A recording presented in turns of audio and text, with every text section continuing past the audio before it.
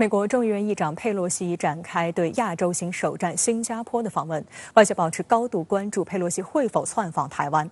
新加坡总理李显龙周一在与佩洛西进行会晤时，就特别强调稳定的中美关系对地区和平与安全的重要性。外交部周一则再次正告美方，中方正严阵以待。新加坡是佩洛西此行的第一站。根据飞行航班信息平台的数据，据信是佩洛西搭乘的专机于北京时间周一凌晨4时20分左右抵达新加坡巴耶利巴空军基地。美联社引述知情人士对此进行了证实。美联社的报道还指出，佩洛西的行程高度保密，拒绝记者随行。证实佩洛西已抵达新加坡的知情人士也表示，自己无权向媒体透露更多细节。根据新加坡外交部周一发布的声明，哈利马总统与佩洛西率领的众议院代表团会面时，对新美之间良好而且长期维持的伙伴关系表示肯定。他们也讨论了两国密切的教育和民间联系，并欢迎在气候变化等新兴前瞻领域扩大双边合作。声明还提到，新加坡总理李显龙会见佩洛西时，双方针对国际和区域发展局势交换了意见，包括俄乌冲突、两岸关系和气候变化。李显龙欢迎美国国会代表团对该地区的强烈参与所表达的承诺。双方讨论了如何通过印太框架等倡议深化美国在本区域的经济参与度。深圳卫视注意到，今年3月，李显龙总理访美时虽表示欢迎美国的印太经济框架，但多次使用亚太而非美国话语体系中的印太。5月，李显龙赴美出席东盟美国特别峰会，结束时，李显龙在总结中继续表态欢迎美国的印太经济框架，但他也强调，美国其实在亚太地区的参与不能够只是安全或者国防方面的参与，就是印太战略的这个整个进程当中，东南亚是非常重要。东南亚是现在中美竞争的一个最主要的一个变量，拉到相对来说西方阵营当中，它可能可以改变中美实力的对比，某种程度上。那么在美国中期选举之前，就是说美国民主党处于这样的一个不利的一个竞选的这个地位，那么肯定也有国内的一个政治考量。那么当然了，他也想显示，就是说，就是国会。特别是众议院，它能够就是作为拜登政府它外交政策当中非常重要的一个发声的一个工具。令人瞩目的是，李显龙还在与佩洛西的会谈中强调了稳定的中美关系对地区和平与安全的重要性。事实上，佩洛西此次亚洲行之所以引发各方关注，正是因为外媒传出其计划窜访台湾，而使得中美关系出现紧张。港媒《香港01》刊文指，很可能是佩洛西是否窜访台湾地区一事发酵后，才改变行程，将新加坡放在首个目的地。这或许也是为什么新加坡方面直到周日才对外发布消息。至于这样安排的原因，分析认为有很大的可能是中方严阵以待的反应，让佩洛西和其幕僚认识到了此行的不可预测性，有必要先赴新加坡听听李显龙的意见。尽管佩洛西此行可以低调，公开日程里也没有台湾，但外界对佩洛西是否会临时窜访台湾地区仍保持高度关注。台湾中广新闻网周日报道称，佩洛西仍有机会突然造访台湾，例如在结束马来西亚行程后转往日韩访问期间是最有可能降落台湾窜访的时机。有台媒此前引述消息人士称，台湾相关单位对佩洛西来访已是在准备中，佩洛西访台的几率偏向有意成行。周日，美军参谋长联席会议前主席马伦在接受美国有线电视新闻网采访时称，佩洛西很可能突访台湾。CNN 周一援引一名美方官员及一名台当局官员称，尽管面对拜登政府的警告，佩洛西一行将执意窜访台湾。Is it possible she might make a surprise visit to Taiwan even though she hasn't listed it? I would expect that it is very possible that she could still make a surprise visit, as controversial. 值得一提的是，今年3月，由美国总统拜登指派马伦带队的前高官代表团窜访台湾，展示所谓对台坚定支持。外交部发言人汪文斌当时就回应表示，中国人民捍卫国家主权和领土完整的决心和意志坚定不移，美方派任何人展示所谓对台支持都是徒劳的。不管情报界也好，还是军方，还是非常高度重视中国军方的反应。那么他们的评估呢，当然认为这个事情是有风险。那么他们认为是是就是说有可能引发非常激烈冲突的。那么当然这个整个过程我觉得还是一个博弈的结果，它目前为止它没有官方宣布，可能会采取一种非官方的私人访问的形式，或者是说就降调吧，就静悄悄的这样的一种方式。那么其实是一种投机啊，就是我们不排除有这种投机的可能性。事实上，佩洛西接下来的行程安排仍不明晰。第二站马来西亚方面至今仍未透露佩洛西在该国的访问行程。美联社的报道指出，一位未获授权与媒体交谈并拒绝透露姓名的马议会官员表示，佩洛西将拜访马来西亚下议院议长艾兹哈尔，但没有提供更多细节。美联社表示，佩洛西周3的日程安排仍不清楚，没有关于他何时前往日本的细节。马来西亚华文媒体《中国报》周一报道称，预计佩洛西将在周2早上抵达马来西亚。报道还援引消息人士的话称，佩洛西在吉隆坡的行程只有数个小时，而且非常匆忙。消息人士拒绝透露佩洛西是否会在吉隆坡过夜。另据韩联社周一的报道，韩国国会议长金振标的办公室当天发布消息称，金振标将在周4上午同到访韩国的美国众议院议长佩洛西举行会谈。报道称，金振标和佩洛西将围绕地区安全、经济合作等议题展开讨论。会谈结束后，双方将召开联合记者会，然后共进午餐。但关于佩洛西何时抵达韩国以及停留多长时间，则并未透露。周一，外交部发言人赵立坚再就佩洛西此行表态称，作为美国政府第3号人物，佩洛西的身份决定了他若访台必然高度敏感，不管他什么时候以什么方式赴台，这都将严重违反一个中国原则和中美3个联合公报规定，严重破坏中美关系，必将造成恶劣的政治影响。如果佩洛西众议长访问台湾，中方必将采取坚决应对和有力的反制措施，捍卫自身的主权和领土完整。至于是什么措施，如果他敢去，那就让我们拭目以待吧。而与白宫国安会战略沟通协调员科比称，无论佩洛西是否访台，美方的一个中国政策不会改变，美中没有理由走到动手或加剧实际紧张局势的地步。赵立坚回应称，美方最近开始强调要维护每一个国家的主权和领土完整，希望美方首先在台湾问题上言行一致，不要搞双重标准。赵立坚表示，习近平主席同拜登总统通电话时强调，中国政府和中国人民在台湾问题上的立场是一以贯之的，坚决维护中国国家主权和领土完整是14亿多中国人民的坚定意志，民意不可违，玩火必自焚。相信美方已经充分了解中方传递的强烈清晰信息，佩洛西众议长如果赴台，将是对中国内政的粗暴干涉，将导致非常严重的事态和后果。我们要再次正告美方，中方正严阵以待，中国人民解放军绝不会坐视不管。周一下午，东部战区重磅发布题为“严阵以待，听令而战”的视频，片尾还打出16个字：埋葬一切来犯之敌，向着连战胜战前进。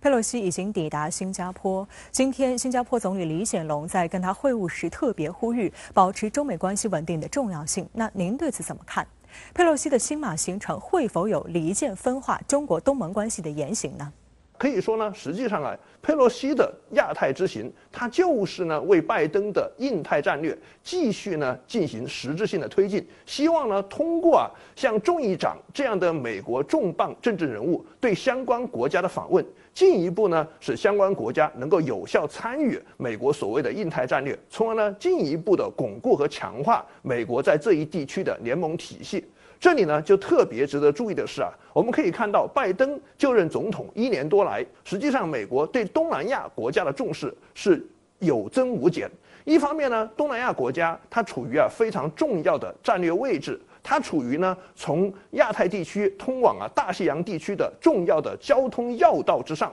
同时呢，东南亚国家也处于中国的近邻，无论在政治、经济还是在文化方面，和中国呢都有千丝万缕的密切联系。同时，我们可以看到呢，近年来中国与东南亚国家的关系呢，实际上也是日趋密切。一方面呢，海上丝绸之路经济带在有效推进；另一方面呢，中国和相关国家，无论是就相关的有分歧的，比如说领土问题，还是就其他方面的合作，实际上呢，都在向着积极健康的方向发展。在美国看来呢，中国与东南亚国家这种关系的发展，恰恰呢会形成美国所谓印太战略的短板。因此，我们可以看到，拜登政府呢就任以来实际上也在不断的加强对东南亚的工作。在他们看来呢，必须呢将这一短板补齐。因此，我们可以看到，此次佩洛西的亚太之行，尽管呢他对日本这样的东北亚国家非常重视，但是呢，他的重头戏呢还是在东南亚地区。我们可以看到呢，他在东南亚地区的一系列活动，虽然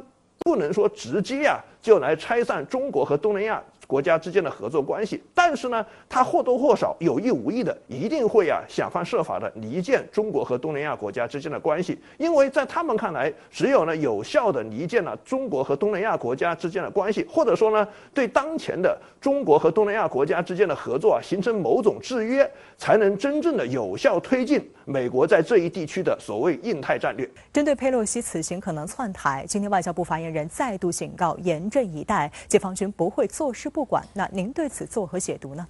台湾问题呢，事关中国的主权和领土完整，事关中国的核心利益。如果说像佩洛西这样就政治地位和政治影响而言，在美国排名前3的重磅政治人物对台湾进行访问，那一定是对中美关系的严重挑战。美方实际上呢也不愿意面对这样严重的后果，因此我们可以看到呢，无论是拜登总统本人还是美国军方，都不断的放出各种消息，对佩洛西呢访问台湾呢，实际上呢并不是那么热情，也不是那么支持，实际上也是出于这方面考虑。毕竟呢，就拜登政府而言，中国呢尽管是竞争对手，但是呢，如果仅仅是因为佩洛西他自己想制造一个政治爆点来为自己政治形象加分，就给中美关系制造严重的麻烦，本身呢也不符合拜登政府对于中美关系的预期。因此，我们可以看到，目前呢，佩洛西呢，一方面他不否认自己会访问台湾，但另一方面呢，他也不明确自己一定会访问台湾。目前呢，他就是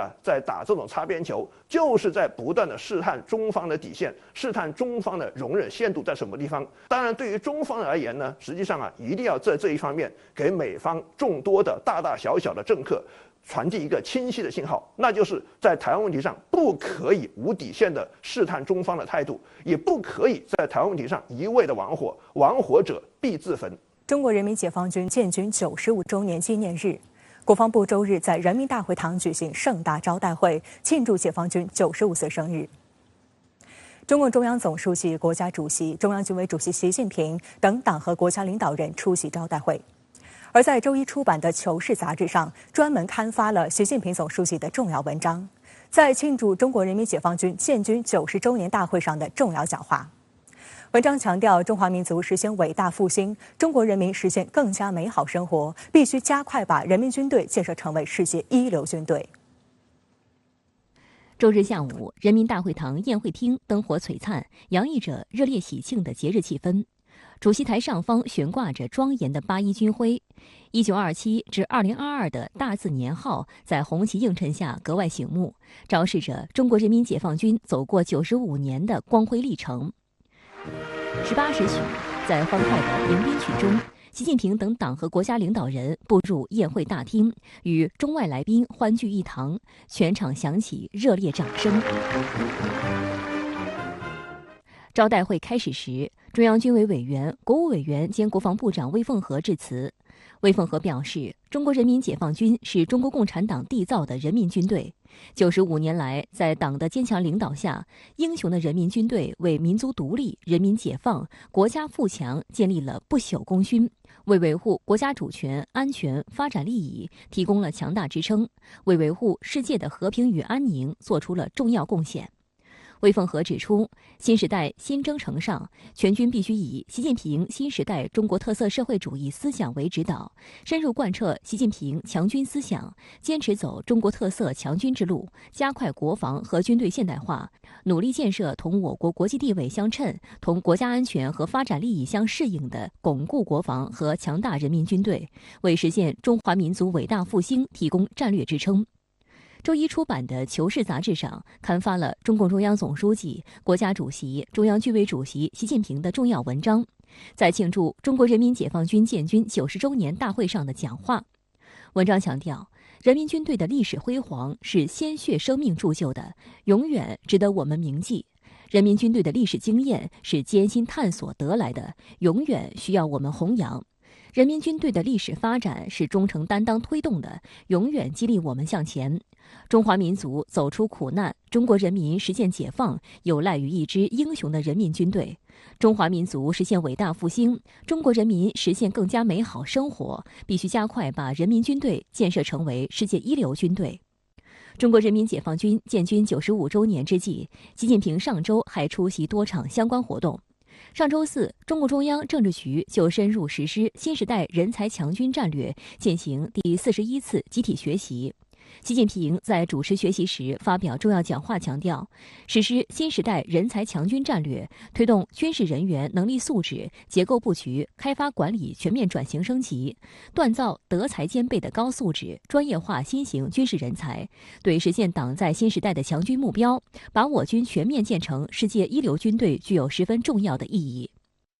此前一天，中央军委在京隆重举行颁授八一勋章和荣誉称号仪式。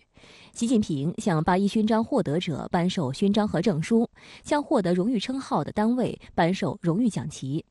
同一天，习近平还前往中国人民革命军事博物馆参观领航强军向复兴新时代国防和军队建设成就展。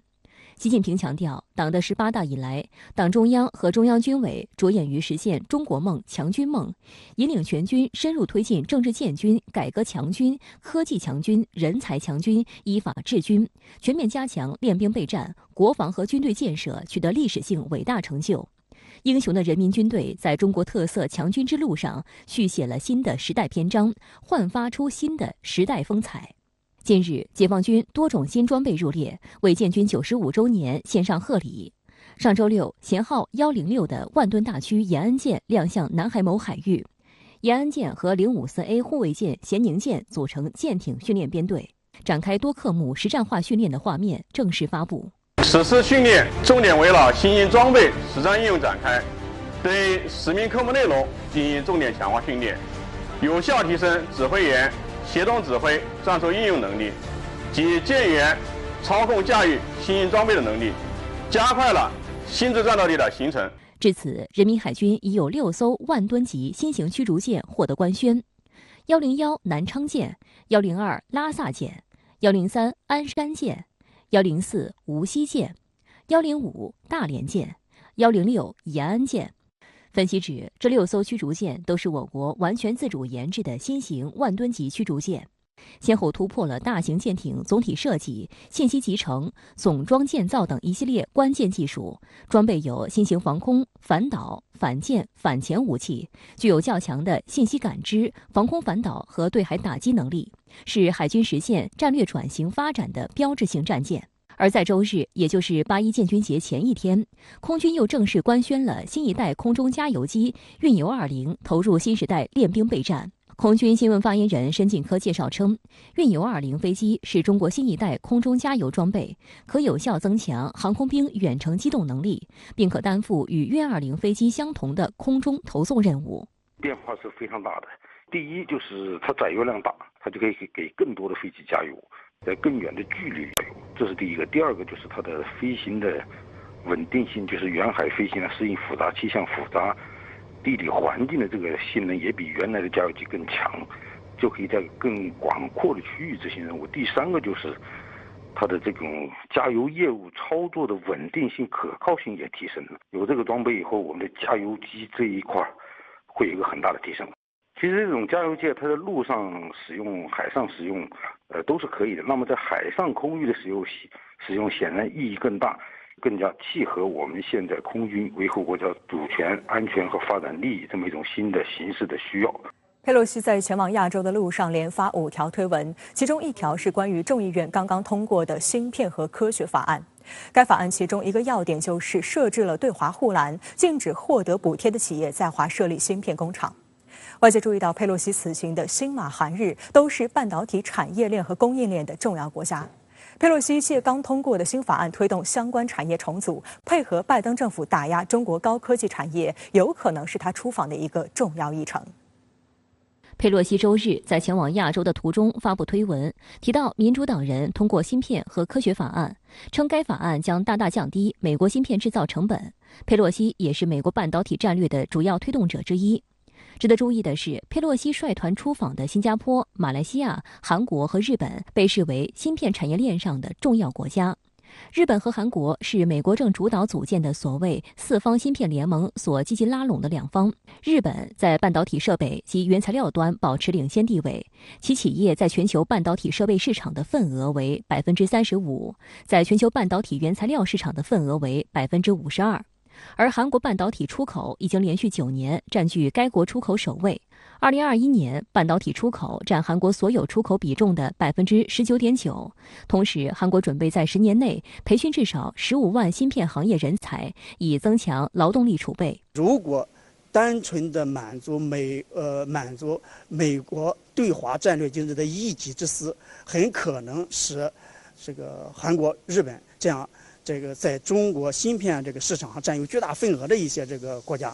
就是失去这种巨大的市场的。就在上周五，美国国务卿布林肯、商务部长雷蒙多同日本外务大臣林方正、经济产业大臣秋生田光一举行经济版2+2对话。美日会后宣布，将针对新一代半导体研究启动建立一个新的研发机构。据日媒报道，该机构将于今年年底在日本成立，用于研究2纳米半导体芯片。该机构还将包括一条原型生产线，并将于2025年开始量产。但讽刺的是，正是美国在1986年用不公平美日半导体协议，使日本丧失了在半导体领域自上世纪70年代建立起的主导地位。中国外交部发言人赵立坚在周一的例行记者会上奉劝美日不要将经贸和科技问题政治化、武器化、泛安全化，不要针对第三方或损害第三方利益，更不要打着什么合作、对话的旗号行分裂和对抗之实。更有讽刺意味的是，日本自身就是美国开展经济胁迫的受害者。上世纪80年代以来，美国多次对日本发起经济制裁，不择手段打压日本优势产业，甚至推动对日本经济做结构性大手术，这些都是堪称教科书级别的经济胁迫。令人不解的是，日本为何选择性失忆，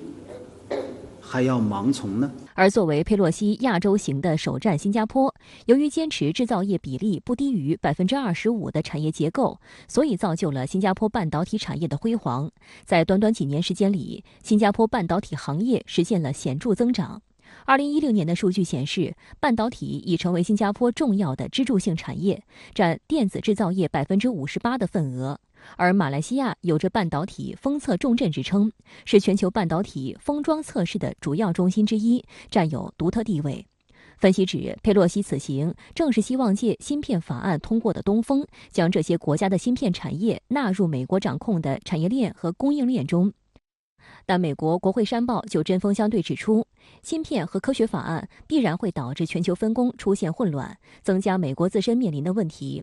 国际独立研究机构高德纳分析师日前表示，美国政府用如此大规模的资金公开补贴有建厂计划的芯片企业，违背了自由市场的原则。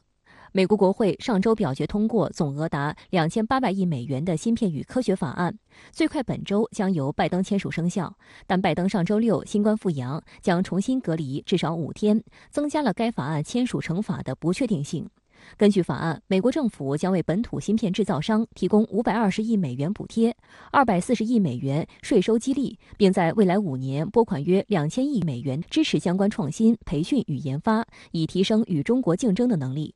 中国商务部上周五在官网回应称，美国芯片法案对美国本土芯片产业提供巨额补贴，是典型的差异化产业扶持政策。法案部分条款限制有关企业在华正常经贸与投资活动，将会导致全球半导体供应链造成扭曲，对国际贸易造成扰乱。多家美国设备制造商过去2周接获官方通知，被要求不要向中国提供用于14纳米或以下芯片制造的设备。2020年底，当时的特朗普政府以国家安全为由，将中芯国际列入黑名单，禁止美国公司未经许可向这家中国芯片巨头出售可用于制造10纳米及更先进芯片的设备。此次拜登政府将对芯片制造的限制从10纳米扩大到14纳米，意味着更多半导体设备受限。这一限制不仅影响中芯国际，还将波及台积电等在中国大陆运营的代工芯片厂。而新加坡联合早报则援引业内人士的话称，随着美国芯片法案通过，相关部门正酝酿新一轮针对中国芯片业的限制措施，最快可能本周就推出。相关限制可能从生产设备扩展到装机和维护领域，例如禁止供应商为已出口到中国的设备提供后续服务，加大设备维护和升级的难度。企业未来要提升芯片产能、搞创新突破都会更难。但业内人士也认为，芯片法案是把双刃剑，可以倒逼中国减少对美国设备的依赖，加速芯片业国产化进程。佩洛西在飞往亚洲途中曾发推文，拿众院刚通过的芯片法案说事。佩洛西此访会拿芯片产业链、供应链做文章吗？此次呢，美国国会通过芯片法案，佩洛西呢可以说是幕后的重要推手。可以说呢，佩洛西实际上代表美国国内目前呢对华强硬派的一个基本态度，那就是对中国呢必须加强竞争，而对中国的竞争呢，可能呢并不像以前特朗普时代那样一味的呢在关税领域或者说在货物贸易领域对中国施压。毕竟呢，民主党包括佩洛西本人呢也看得很清楚，中美贸易呢绝对不是谁对谁的单方面恩赐，中美贸易实际上是客观的市场规律和产业结构使然。因此我们可以看到呢，拜登的民主党政府上台在科技领域呢，芯片为代表的高科技产业成为拜登政府关注的重中之重。我们可以看到呢，拜登政府实际上呢，在芯片领域对中国可以说进行了更加具有针对性的限制，那就是绝对要限制处于最前沿的芯片生产流入中国，或者说呢，处于最前沿的芯片供应链能够呢受到中国的影响，这可能是拜登政府目前呢所关注的一个重要方面所在。但是呢，很显然，无论是拜登总统本人还是佩洛西，他们也很清楚仅仅靠美国自己的力量，想在芯片产业方面对中国形成压倒性的优势，实际上还是非常难的。毕竟呢，整个芯片产业链呢，它包括设计、制造、测试以及呢应用环节，美国呢可能更多的还是在研发设计这个环节呢处于比较大的优势，而在后面的测试、制造以及应用环节呢，在亚太地区众多的国家，从韩国到台湾地区实际上呢都形成了比较强的优势。在拜登政府看来呢，如果说要在芯片领域对中国的科技竞争一种绝对优势，就必须能够拉拢亚太地区的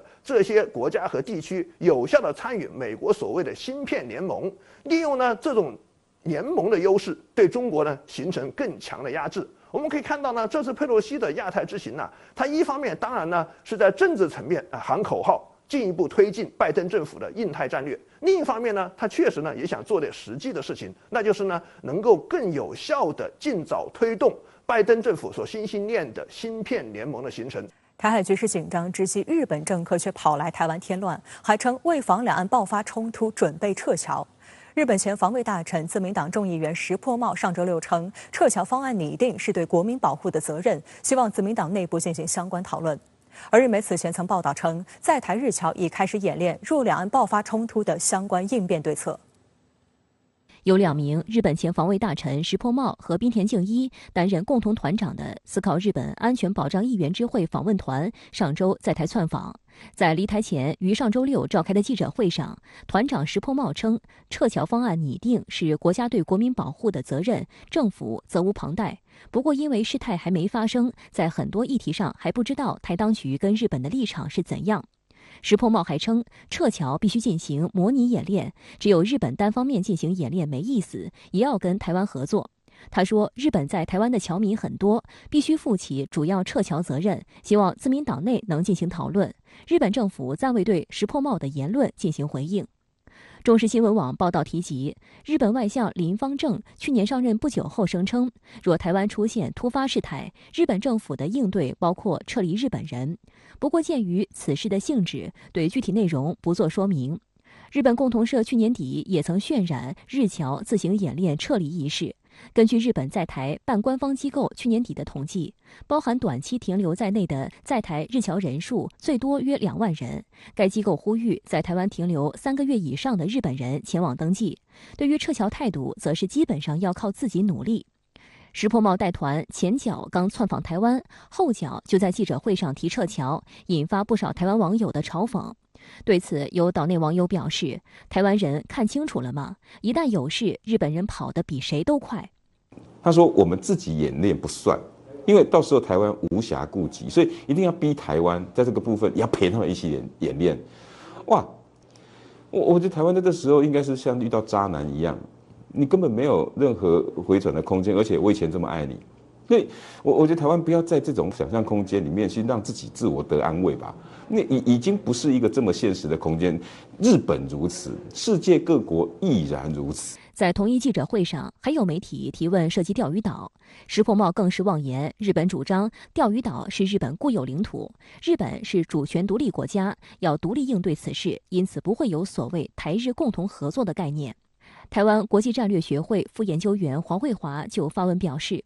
这次日本议员一行访台，不等同于日本官方对台政策与立场的改变。未来日本对台政策还是得由岸田内阁说了算，尤其在钓鱼岛的问题上，台湾反被吃了豆腐，哑巴吃黄连，有苦说不出。文中更表示，台湾问题经常被日本拿来当作反制中国大陆的工具，尤其是所谓台湾有事就是日本有事，成为日本政府的宣传工具。例如2022年防卫白皮书上大幅增加台湾问题内容，炒作台海危机感，迫使中国大陆不得不做出反应，根本把台湾呢踩在脚底下。这个意思就是说你只要听我的，我就对你好，否则的话呢，你就看着办他这个是语带警告啊。针对石破茂窜访台湾一事，国台办发言人朱凤莲上周5曾回应表示，日本某些议员和政客一段时间以来，在涉台问题上频繁采取错误行动，散布错误言论，跳得很高，十分危险。敦促日方某些人充分认识台湾问题的高度敏感性，在台湾问题上谨言慎行。同时正告民进党当局不要误判形势，以外谋独，给外部反华势力充当棋子，只会以失败告终。值得注意的是，石破茂是日本自民党资深议员，他先后多次同麻生太郎、安倍晋三竞争自民党总裁一职，均告失败。2020年因在自民党总裁选举中败于菅义伟，石破茂在自民党内的影响力日渐衰落。其此时炒作台海议题，分析指其目的是增强党内话语权。而在石破茂窜台前一天，上周2在台湾举办的一场印太安全对话上，曾任日本防卫相和外相的河野太郎以视频方式发表演讲称，美国及盟友应展现决心，向北京传达捍卫自由、民主等价值的决心。河野还力挺台湾加入跨太平洋伙伴全面进步协定 CPTPP。在演讲中，河野太郎持续渲染中国威胁论，鼓吹提升日本国防预算。他根本不是为了什么台湾安全，什么太平洋的稳定，不，他眼中看到的太平洋，看到的台湾是肥肉啊！他好想恢复当年日本是一个有侵略史的国家，不能让他把牙齿再装回去，否则倒霉的将是整个太平洋的安全。好，下面马上来连线特约评论员刘和平，刘先生你好。由日本跨党派国会议员组成的所谓台湾窜访团，上周刚刚结束了在台湾的行程，那对此您作何解读？我注意到，由于他们访台期间正值美国众议院议长佩洛西扬言要访台的时候，所以无论是岛内还是外界关注的焦点，都集中在了佩洛西是否访台身上，基本上没有人关注日本跨党派国会议员的行为。而在事实上，两者之间是有内在逻辑联系的，甚至可以说是有因果关系的。因为无论是日本跨党派国会议员访台，还是佩洛西扬言要访台，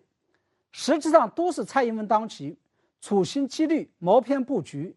以及跟美日欧等国家和地区里应外合，挑战一个中国原则的结果。大家知道，早在好几年前，当蔡英文当局在跟大陆的外事博弈战当中败下阵来，几个所谓的邦交国已经所剩无几的时候，他们就已经开始在以鸭子划水的方式悄悄调整了自己的战略和战术。具体来讲，就是第一，避免跟大陆在台湾所谓的邦交国上硬碰硬，而是在大陆的邦交国身上做文章，离间与撬动大陆与邦交国之间的关系，而且主攻方向放在了美日欧等跟台湾地区有着同样意识形态与价值观念的国家身上。第二，在离间与撬动大陆与邦交国之间关系的时候，蔡英文当局避免了敏感而艰难的正面战场，也就是没有直接去发展跟欧美日等国家和地区的政府间的关系，而是采取了迂回战术，或者说是把主攻方向放在了侧面战场，也就是企图从欧美日等国家的议会层面着手来发展关系。蔡英文当局这样做，不仅仅是因为这些国家和地区的议会并不属于行政权的一部分，不会太过敏感，而在我看来，无论是中东欧小国还是美日欧等国家的国会议员访台行为，都是在干涉中国的内政，都是对一个中国原则的传实与突破。因此接下来我们既要阻止佩洛西访台，只有这样才能对一些访台的小国议员起到杀鸡儆猴的作用，同时也要采取措施阻止一些中东欧小国国会议员的访台行为，以免形成法不责众的负面效应。那对于由日本前防卫大臣、自民党众议员石破茂为团长的所谓台湾窜访团，重点与蔡英文当局讨论了撤离在台日本侨民问题。那对此您又怎么看呢？日本这次主动谈起撤离日本侨民的问题，并且开始动员在台的日本侨民展开演练，的确会让外界对于未来的台海局势产生不好的预感。尤其是日本这次煞有介事地提起这件事情的时候，正值佩洛西扬言要访台，台海局势正处于剑拔弩张的期间，那就更容易让人产生某种不祥之感。不过我想提醒日方的是，号称善于精打细算、着眼于长远与大局的日本政客们，却犯下了一个非常瞻前不顾后、只见树木不见森林的错误。既然你们扬言台湾有事就是日本有事，就是美日同盟有事，甚至在介入未来的台海冲突方面表现得比美国还要积极，难道你们没有想到，一旦日本方面挑起了台海冲突，并且介入了台海冲突，那把在台的侨民从台湾撤到日本还有意义吗？在美日都主动卷入到了冲突的情况下，台湾不安全，难道日本就安全吗？要知道，今天的中国可不是80年前的中国，可以任由战火在自己的国土上燃烧。现在的中国是完全有能力反击日本本土的。你们一方面在追求在台侨民与日本本土的安全，另外一方面又在挑起甚至是扬言要介入台海冲突，这难道不是一个巨大的在逻辑上面无法自洽的矛盾吗？因此我个人倾向于认为，日本在这个时候提出讨论撤离2万多在台侨民的问题，背后蕴藏着一个巨大的阴谋。他们想以所谓的撤离侨民为由，掩护日本与台湾之间的军事合作，以及想以保护和撤离侨民为借口，卷入未来可能要爆发的台海冲突。我想这就是本次带队访台的3位日本国会议员，包括石破茂与滨田敬一，都做过前防卫大臣，长岛寿久这做过前防卫副大臣的原因。也就是说，他们这次访台并不是什么象征性的想要突破一个中国原则，而是为了展开日本与台湾之间实质性的军事交往。7月24号，搭载中国空间站第2个舱段问天实验舱的长征5号 B 遥3运载火箭在文昌航天发射场发射成功。然而，美国方面却炒作中国火箭残骸失控的论调。美国宇航局还指责中国没有分享有关碎片坠落的具体信息。事实上，中国官方一直对外发布相关信息，向国际社会保持了最大的透明度。周日，中国载人航天工程办公室官方微信公众号“中国载人航天”发布消息称，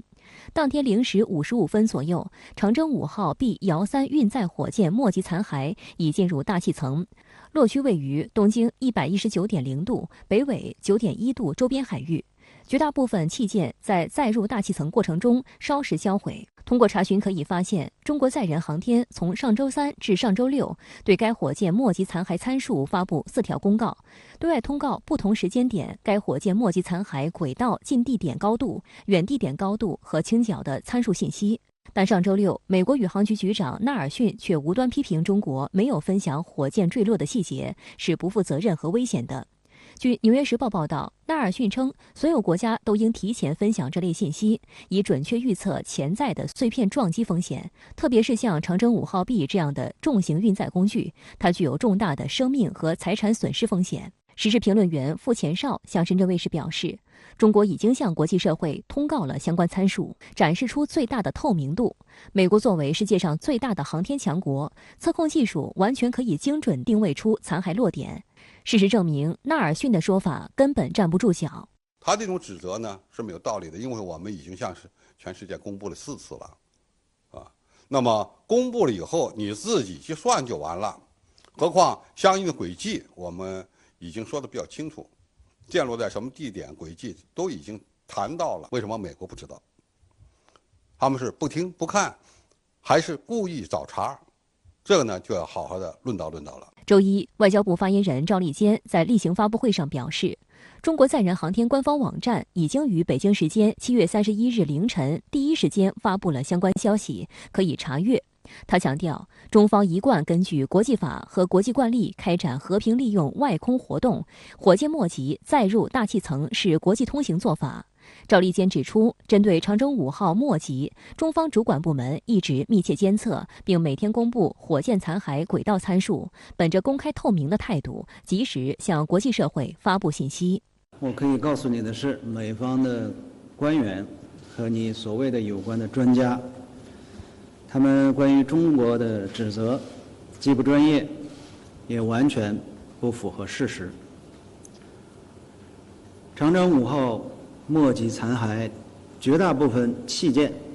已经在载入大气层过程中烧蚀销毁，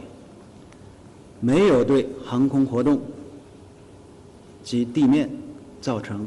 任何危害。值得注意的是，早在2011年，美国国会通过了沃尔夫条款，该条款禁止美国航天局接待中国官方的访问者。同年，美国总统奥巴马签署的年度财政开支法案中也有禁止美中在航天领域科研合作的条款。这2项条款几乎彻底切断中美在航空领域的交流，因此两国之间何来分享一说？美国的 NASA 实际上很多年前就切断了和中国航天部门的相关联系。既然你不想跟我们合作，那么对不起，我们可以自己搞，我们相关的信息还是向全世界公布的。